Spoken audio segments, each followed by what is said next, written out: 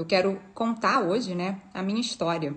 E eu acho que a minha história tem muito a ver com a profissional que eu sou hoje, né? A forma como eu conduzo os meus atendimentos, como eu ajudo os meus pacientes, tá? Então, eu sou Fernanda Caldas, eu sou nutricionista, clínica e esportiva. Na parte clínica, eu conduzo muitos atendimentos para emagrecimento, né? E na parte esportiva, eu trabalho com todos os esportes, mas não sei se pelo fato de eu correr, né? Eu faço provas de 21 quilômetros, eu sou meia maratonista, e eu não sei se pelo fato de eu praticar esse esporte, eu atendo muitos corredores chegam até mim, né?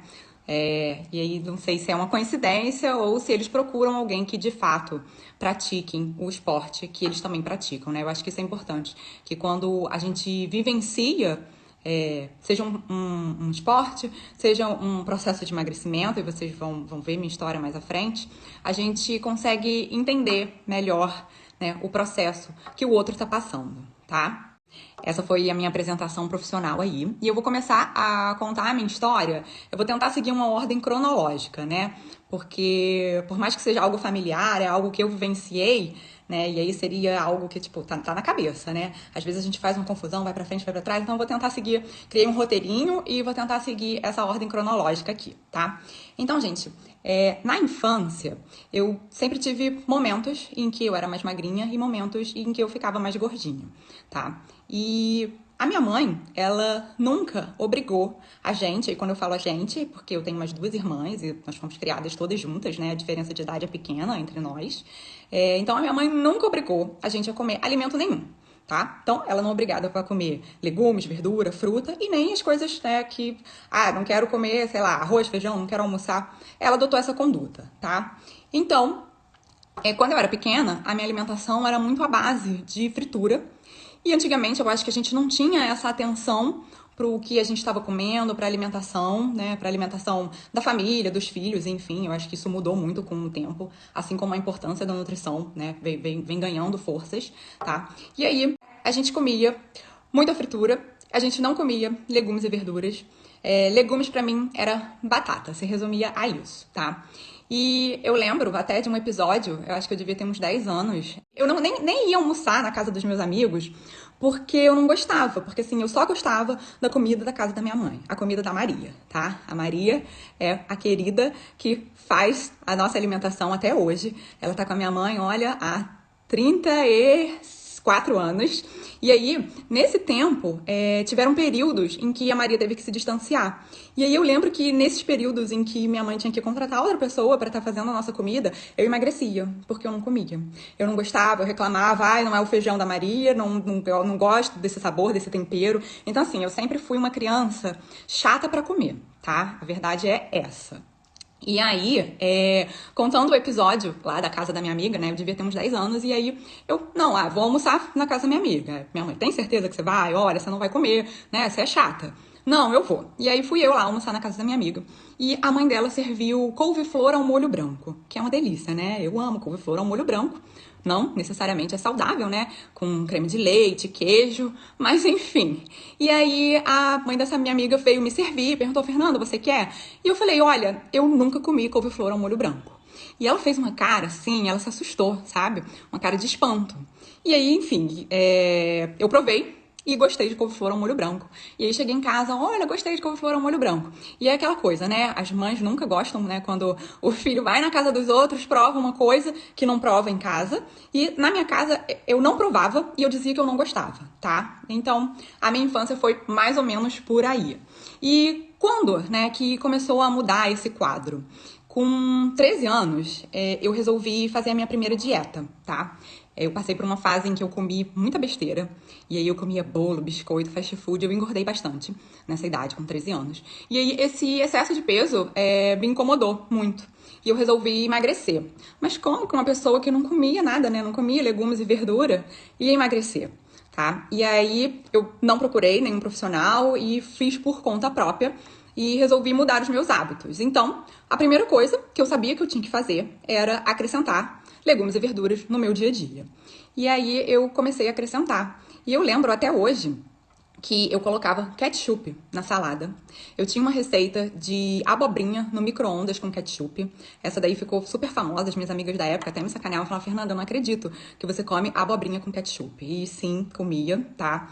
E tinha uma sopa de cebola, que eu almoçava isso, e eu comi tanto que hoje, se eu sentir o cheiro dessa sopa, nossa, eu fico enjoada, tá? Então, essa foi a forma que eu escolhi, né, que eu achei, que eu encontrei para introduzir os legumes e verduras.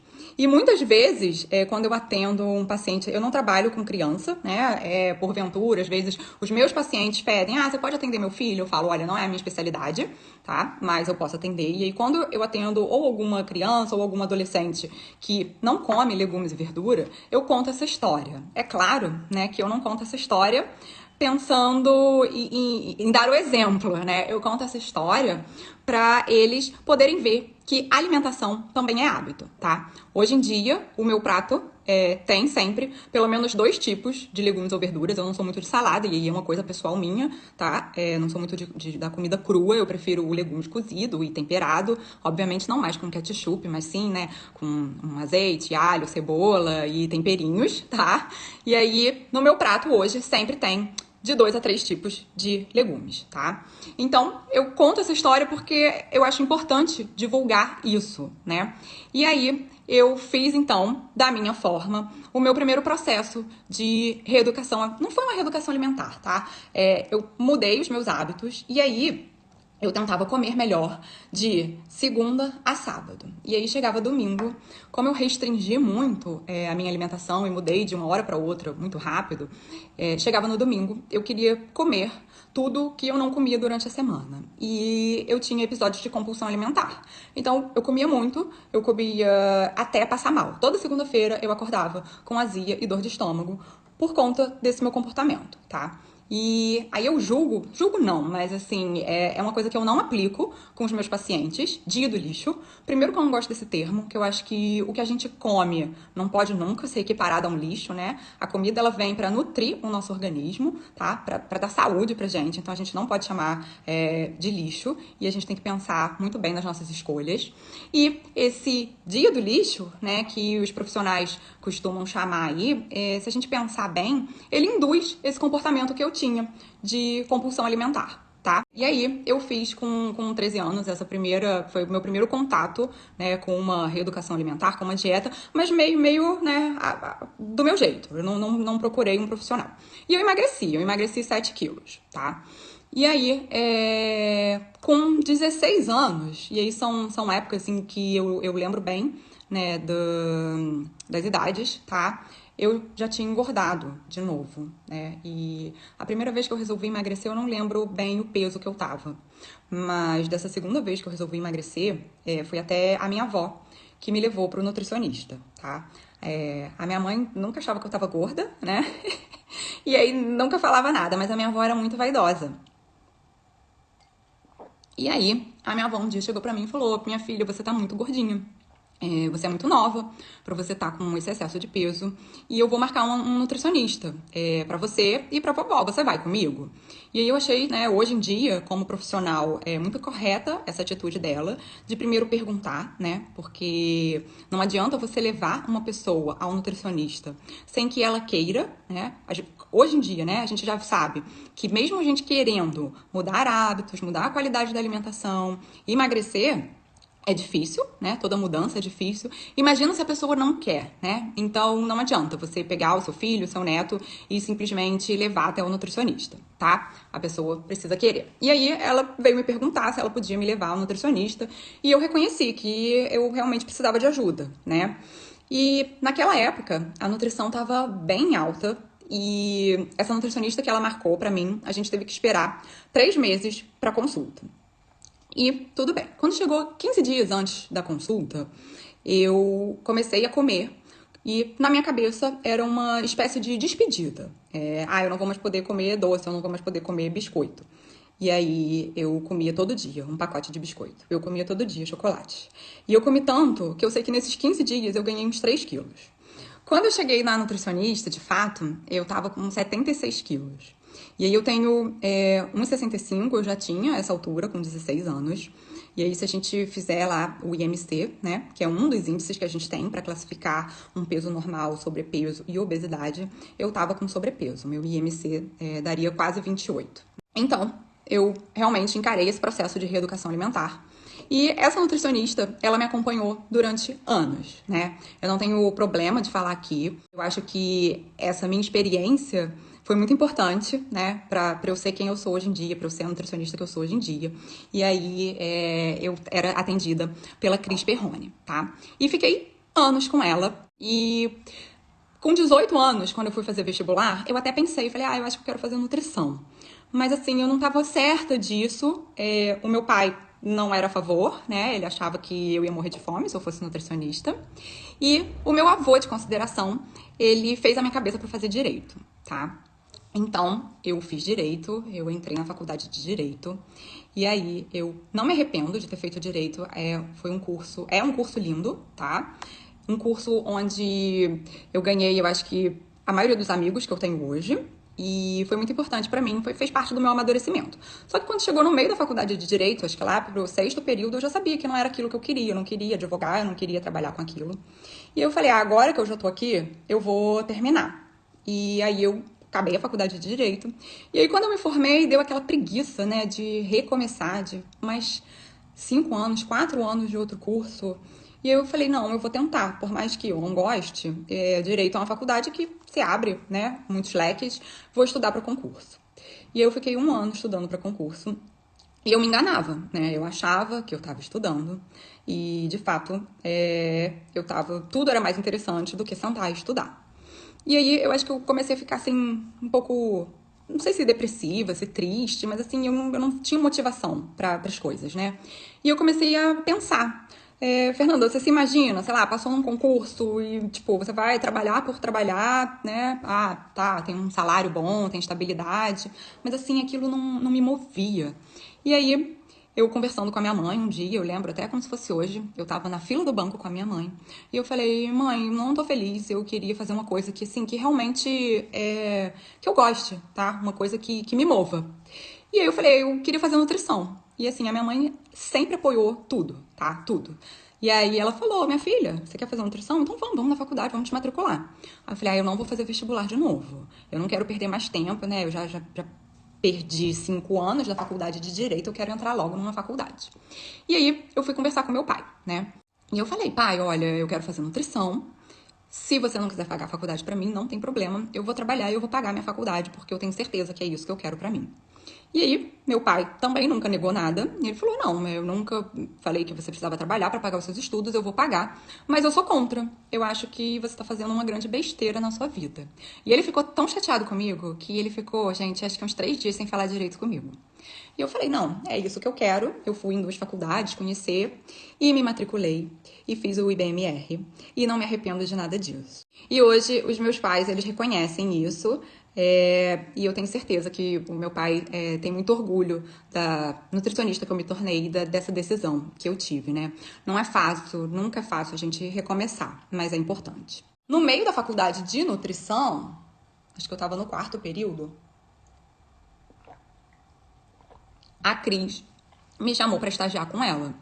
Ela falou, Fernanda, você já é minha paciente há muito tempo, então você já sabe como funciona uma consulta, né? Você já é atendida desde os 16 anos. E aí eu queria que você viesse pra cá me ajudar nos bastidores. E eu fui pra lá.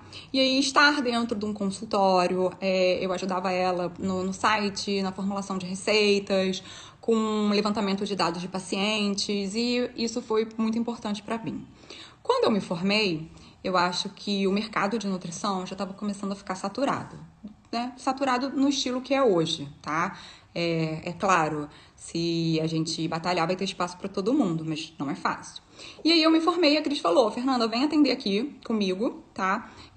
Hoje, como já não tinha aquela demanda lá de quando eu resolvi fazer a minha primeira dieta, que eu tive que esperar 3 meses, né? Já não era mais dessa forma, já não tinha mais paciente nesse volume. Ela não conseguiu me passar pacientes de consultório. E aí eu atendia os pacientes de fora, pacientes que queriam um serviço de personal diet, que hoje em dia eu nem faço mais isso, tá? E eu lembro muito bem que foram acho que uns 6 meses, onde eu tinha uma paciente só. E aí todo mês eu ia atender essa paciente na Tijuca, e eu lá com a minha balança nas costas, tá? E aí chegou uma hora que eu pensei, poxa, uma paciente só, e hoje, por algum tempo, acho que eu tive um pouco de vergonha de falar isso, que durante 6 meses eu só tive uma paciente, mas outro dia eu tava conversando com uma amiga minha, e ela tava falando de uma profissional que tá recém-formada, e ela falou, você, olha, tem 1 ano que ela tá atendendo, e você sabe quantas pessoas procuraram ela pra agendar consulta? Então, assim, gente, o mercado da nutrição não é um mercado fácil, tá? E aí, deram esses 6 meses que eu tinha essa pessoa para atender, eu vi que eu precisava me mexer, né? Já que eu tinha batalhado tanto para ser nutricionista, eu queria tanto essa profissão para mim, e eu não podia cruzar os braços ou cruzar as pernas e ficar esperando cair paciente do céu. E eu montei meu currículo, eu comecei a distribuir o currículo em estudos de pilates, em academia, em assessorias, né? Eu moro no Flamengo, aqui no Aterro. Tem várias assessorias esportivas, seja de aula tipo funcional na praia, de corrida. E aí eu comecei a distribuir o meu currículo, né? E a academia onde eu treinava, com 12 anos também, né? Eu nunca pratiquei esporte quando eu era criança, tá? E aí, com 12 anos, quando eu resolvi lá fazer aquele primeiro processo de emagrecimento, eu entrei numa academia. E aí, a academia onde eu treinava, na época, eles tinham 2 nutricionistas e uma tinha saído, que ela tinha, acho que ela foi fazer outra faculdade. E eu deixei meu currículo lá, meio sem acreditar muito, né? Falei, né, ele já tem nutricionista, não vamos chamar. E aí deixei meu currículo lá. E aí foi a Júlia até. E aí a Júlia viu que eu trabalhei com a Cris e me chamou para fazer uma entrevista. E aí me deu essa oportunidade. Então eu comecei a atender na academia, onde eu treinava, tá? Nessa academia, né, eu comecei a atender pela Nutricorp, que ela era a empresa da Júlia, e comecei a atender em outras academias também. Então, atendia em academia no Leblon, Ipanema e aqui no Flamengo.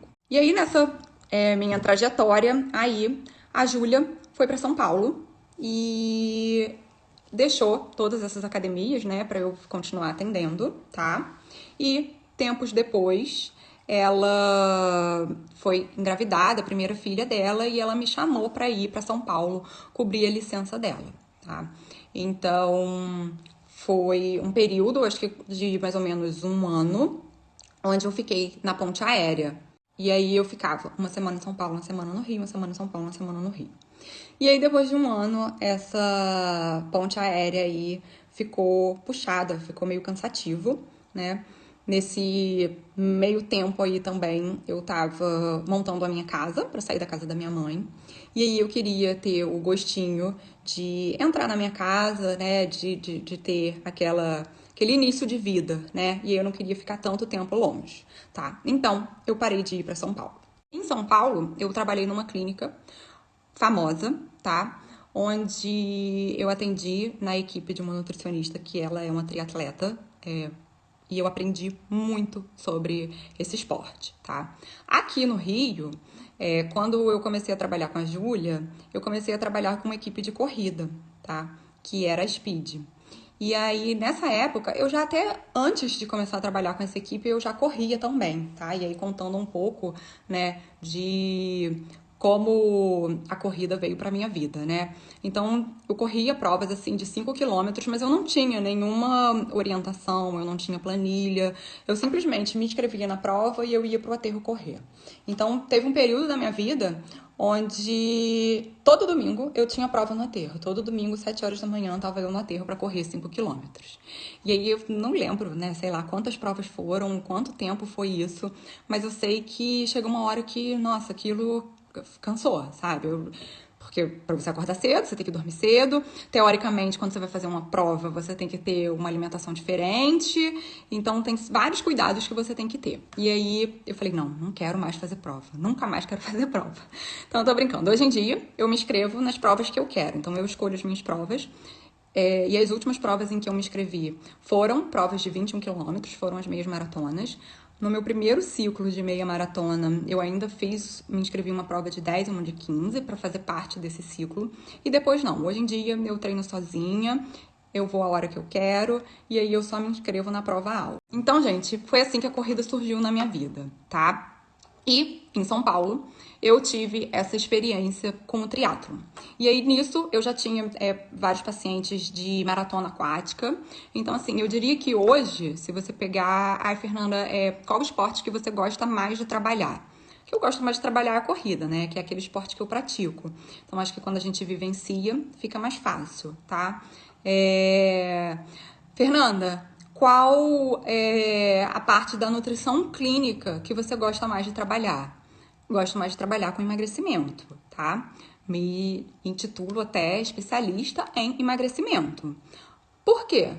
Porque eu vivenciei isso, né? Na realidade, se a gente pegar a minha história, a minha vida, e como eu contei aí pra vocês, desde 12 anos eu tento emagrecer, né? Então, desde 12 anos eu brigo com a balança. Então, eu tive um primeiro período em que eu perdi lá uns 7 quilos.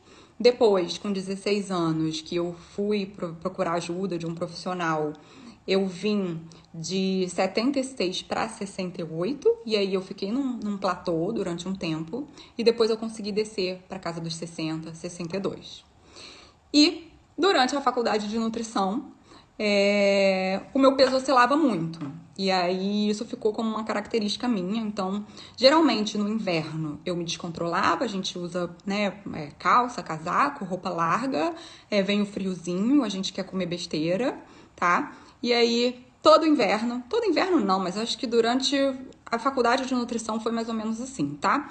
4 anos aí da minha vida, chegava em junho, julho, eu tava com 68 quilos. E era o máximo que eu chegava. E aí chegava janeiro, dezembro, janeiro, eu tava com 60 quilos. Então eu ia fazendo essa gangorra, né? Esse efeito sanfona, em que a gente hoje sabe que isso não é nada saudável, né?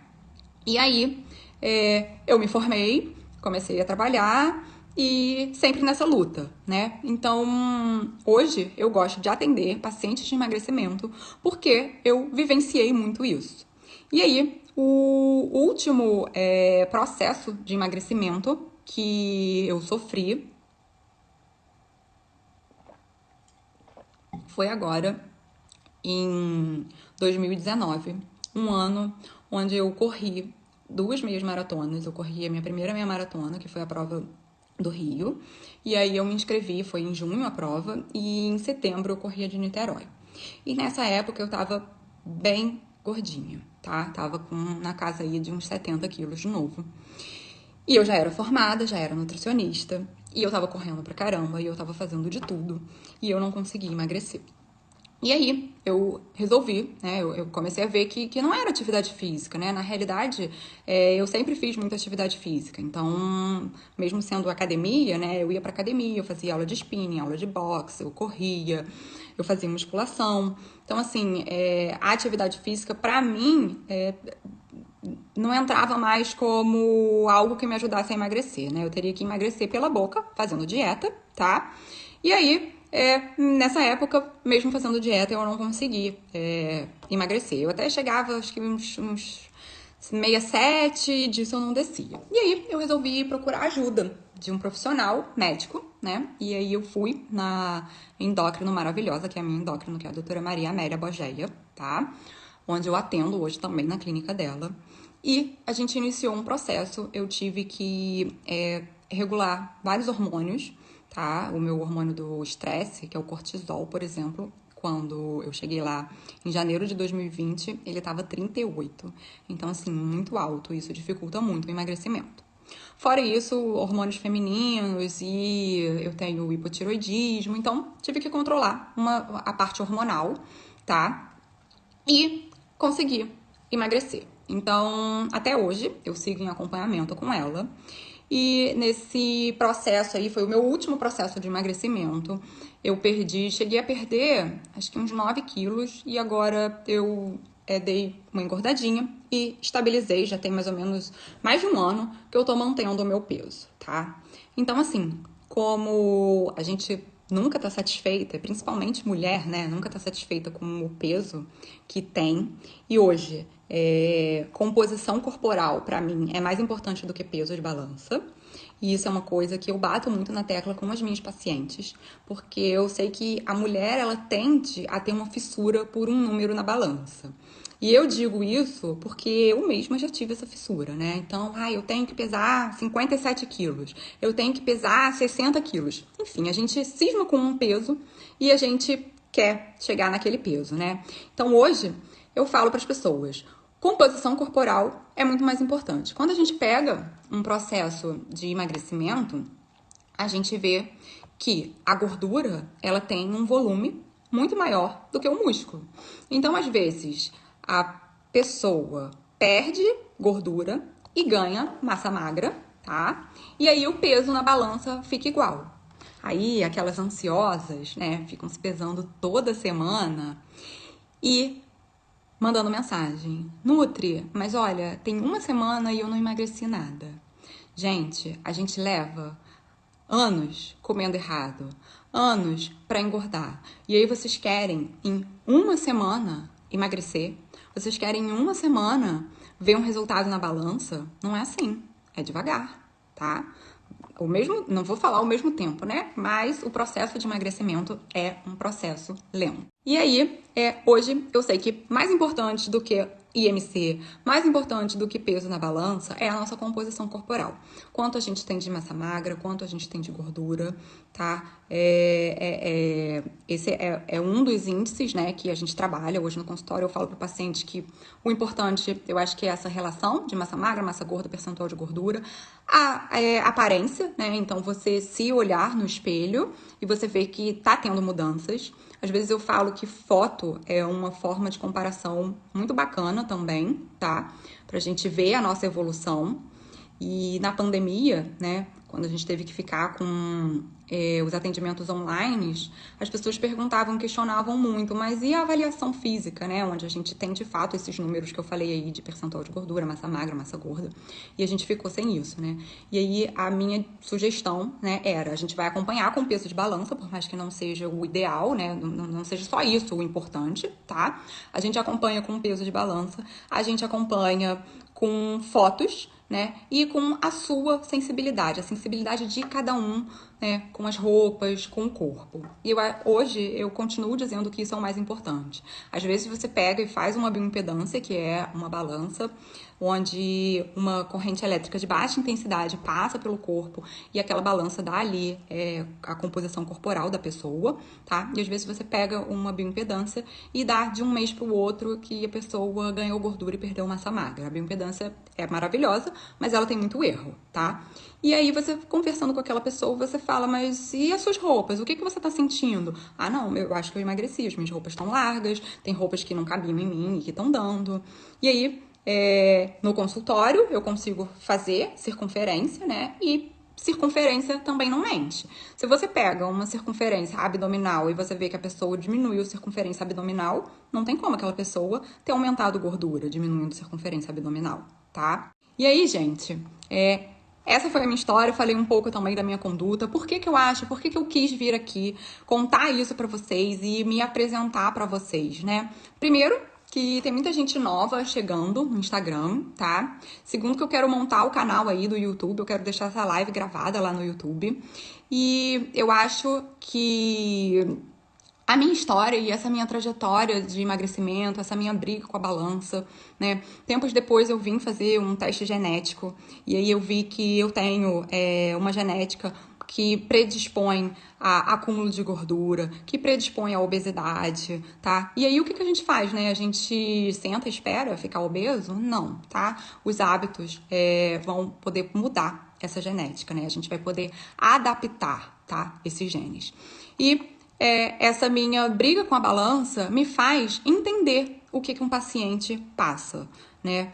Então, eu acho que essa briga com a balança me torna uma nutricionista mais real, tá? Onde eu consigo entender as dores dos pacientes. E isso é muito legal. Na sexta-feira, inclusive, eu tive um atendimento onde depois a pessoa chegou para mim e falou: nossa, olha, obrigada por você me ouvir, por você me entender, tá? E aí isso eu ouvi muito. Então, Na nutrição, o bom nutricionista não é aquele que sabe montar uma dieta, tá? É óbvio que a gente tem que saber montar uma dieta bem. Mas o que torna um profissional bom é ele saber ouvir. Então, a nossa profissão, a gente tem que ouvir o paciente. Eu acho que esse é o primeiro ponto, tá? Se eu não te escuto, eu nunca vou montar uma dieta boa pra você, tá? Então, eu tenho que saber quais são os seus hábitos, os seus gostos, as suas preferências. Eu não posso impor nada no seu plano alimentar. Então, o plano alimentar, ele é personalizado. Ele é com base no que o paciente gosta de comer. É claro que, às vezes, não dá pra gente colocar tudo que o paciente gosta de comer, tá? E, por conta até da minha experiência, né, dessas épocas, dessas fases em que eu fiz dietas loucas da minha cabeça e que eu tinha compulsão alimentar e que eu tinha esses episódios de comer até passar mal, eu sei que você trabalhar com uma restrição muito grande não é o caminho. Obviamente, existem estratégias onde você faz essa restrição, tá? E aí, até nesse meu último ciclo de emagrecimento, que foi em 2019, eu usei uma estratégia de restrição alimentar, que é a dieta cetogênica. Quem tá aqui comigo há mais tempo, com certeza já ouviu falar dessa dieta, tá? É uma estratégia difícil, onde você quase que zera os carboidratos, tá? Mas é uma dieta que tem um resultado muito bom. E da última vez que eu resolvi emagrecer, eu fiz alguns ciclos dessa dieta junto com um acompanhamento com a minha endócrino, regulando, né, toda a minha parte hormonal, tá? Não deixo de frisar isso aqui. E aí, Fernanda, mas eu não tô entendendo então. Você tá defendendo uma dieta restritiva, que é a dieta cetogênica, e você tá falando que o processo de emagrecimento não pode ter restrição. Então, vamos lá, vamos entender. O processo de emagrecimento, ele tem que ser, a base dele tem que ser de reeducação alimentar. O que é a reeducação alimentar? É você mudar hábitos, tá? Então, isso não é feito do dia para a noite. Isso é devagar. Às vezes eu falo muito isso pro paciente de primeira vez, né? Eu quero que você volte em 30 dias. Eu quero te ver daqui a um mês. E muita gente não volta porque fica com vergonha. Porque fala, Fernanda, eu não consegui seguir o plano. Eu não consegui mudar tudo que você me pediu. E aí, gente, eu nem almejo que esse paciente mude radicalmente da noite pro dia. Que mude radicalmente os hábitos, tá? Então, é um processo onde é um dia depois do outro. É devagar que a gente vai conseguindo essas conquistas, essas mudanças, né? Por exemplo, uma pessoa que não come nada de legumes e verduras. Hoje eu não como nada. Aí amanhã ela já acorda gostando de tudo e comendo tudo? Não. Ela vai experimentar um por um. Ela vai ver o que ela gosta, o que ela não gosta. Ela vai ver o que ela não gosta, mas o que dá pra comer, o que ela aceita, tá? Então, o emagrecimento, ele depende desse processo. E é um processo muito pessoal e muito interno. E aí, o nutricionista, ele existe para conduzir esse processo, para pegar na sua mão e te ajudar a chegar no seu objetivo, tá? E isso, dependendo de quanto o paciente precise ou queira emagrecer, vai levar muito tempo. Eu tenho casos aí de sucesso de que saíram de obesidade de IMC de mais de 35, tá? Hoje em dia não tem mais essa classificação de obesidade 1, 2, né? Mas seria uma obesidade severa, tá? E a pessoa veio para um sobrepeso, para uma eutrofia, que seria um peso considerado normal, saudável, e às vezes levaram anos, 1 ano, 2 anos, 2 anos e meio. Então, eu tenho alguns casos nesse sentido, tá? Dentro desse tempo, existe sim um momento em que o corpo ele se adapta com aquela alimentação, né? Então, a gente entra num efeito platô, a gente fica ali com um peso estagnado. E aí, né, neste momento, depois da pessoa já ter entendido que ela precisa mudar os hábitos, que ela precisa desses novos hábitos para a vida inteira, né? Que não é uma dieta, que não tem um prazo determinado. Depois da pessoa entender tudo isso, a gente pode usar mão de estratégias restritivas, de estratégias para mexer com o nosso metabolismo, tá? Mas de nada adianta chegar o paciente cair do céu assim no consultório e falar: eu quero fazer jejum, eu quero uma dieta cetogênica. Não que ele não tenha resultado, tá? Ele vai até ter. Você vai lá, passa aquela dieta cetogênica de 15 dias, a pessoa vai emagrecer 3, 4, 5 quilos. Mas se a pessoa cair do céu ali no consultório e quer uma dieta cetogênica, ela vai emagrecer aquilo. E quando acabar a dieta cetogênica? E aí? E aí ela vai comer tudo que ela não comeu esse tempo. Ela vai ficar a louca do carboidrato, a louca do doce, ela vai resolver reintroduzir tudo junto e ela vai ganhar esse peso todo de novo, tá? Então, gente, a restrição, ela pode vir como uma estratégia, tá? Mas depois da gente ter esse entendimento. E ainda assim, né? Ainda hoje, apesar de falar tudo isso para os pacientes sempre, de ter essa conversa que a maioria das primeiras consultas eu tento ter essa conversa, às vezes não dá, mas eu tento, tá? Eu ainda tenho alguns casos de pessoas que, né, vem e aí segue ali durante um tempo, uns 6 meses, aí some. Aí a pessoa some e sei lá, e eu acho que os hábitos voltam, ou então ela tinha aquela ideia da dieta, do tempo determinado.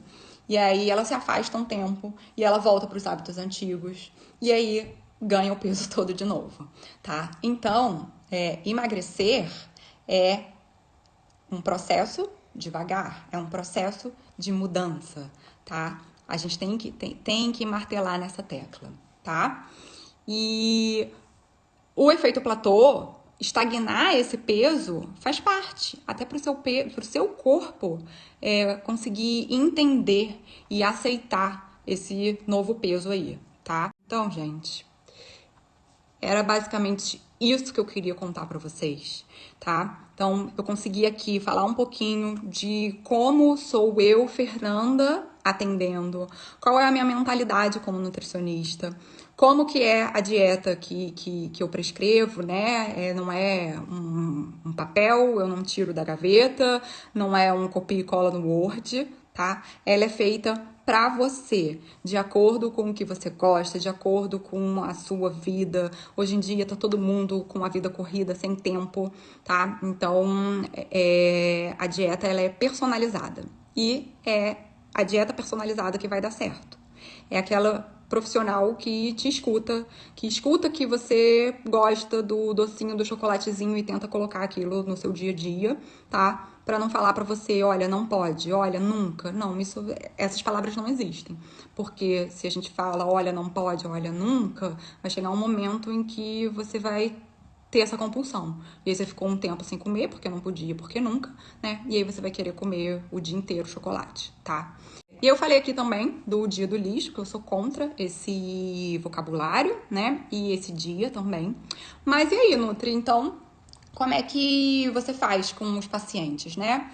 E aí, hoje eu trabalho com 2 refeições livres. Então, no processo de reeducação alimentar, a gente vai negociar com o paciente a introdução de novos hábitos, de coisas novas, porque também, é claro, se você continuar com seus hábitos antigos, você não muda e não chega a lugar nenhum, né? Então, eu tô aqui para conduzir essa mudança, tá? E aí, eu combino com o paciente 2 refeições livres. Você pode usar durante a semana e eu sempre sugiro que você deixe essas refeições para o fim de semana, tá? A gente sabe que a nossa vida social, né, gira muito em torno de comida, de alimentação, tá? E aí, eu acho importante ter esse momento, né? A pessoa saber que ela pode. Tem um encontro de família no domingo, almoço na casa da minha avó, da minha tia, da minha mãe, tá? E aí, Fernanda, eu não posso ir? Eu não posso comer? Não, tá? A nutrição não tá aqui para te tornar antissocial ou para te distanciar da sua família, nunca, tá? Então, você usa essas 2 refeições livres. O que são refeições livres? É para você comer algo que não está no seu plano alimentar, tá? Então, você tem essa carta na manga aí, tá? Para usar 2 refeições livres por semana. Então, eu prefiro essa estratégia do que pensar em dia do lixo. Com essa estratégia, a gente faz com que o paciente escolha o momento em que ele vai tirar para estar comendo algo fora daquele planejamento.